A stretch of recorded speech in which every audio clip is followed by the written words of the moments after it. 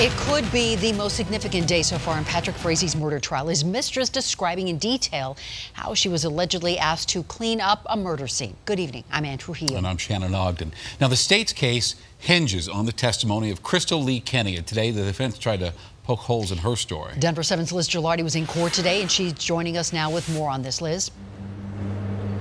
Ann and Shannon, court actually got off to a late start this morning because Patrick Frazee was feeling ill. The judge said he was able to take some medicine, started feeling better, so they were able to get things underway at about 10:30 this morning. But Kenney was on the stand once again, and Frazee facing his mistress once again as she testified about cleaning up the murder scene and then going to his home where she says he burned the body. And she also says he wasn't the only one on the property.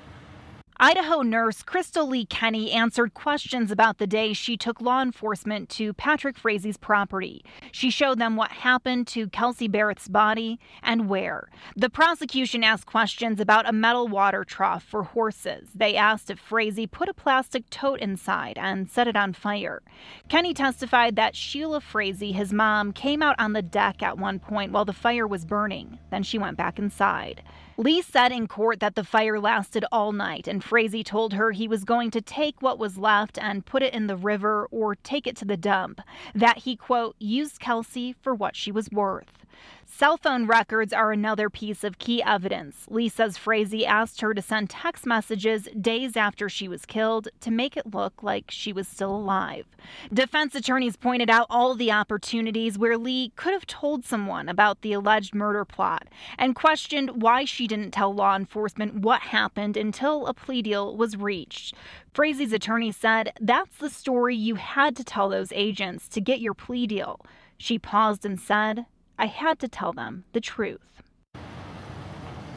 And there was a little bit of an interruption this morning. As you know, we have not been allowed to take video or have a sketch artist in the courtroom, but a member of the public who was just in watching the trial was doing his own sketches. The judge had to stop, the jury had to leave, and then they took those sketches from him and gave him a stern warning not to do that again.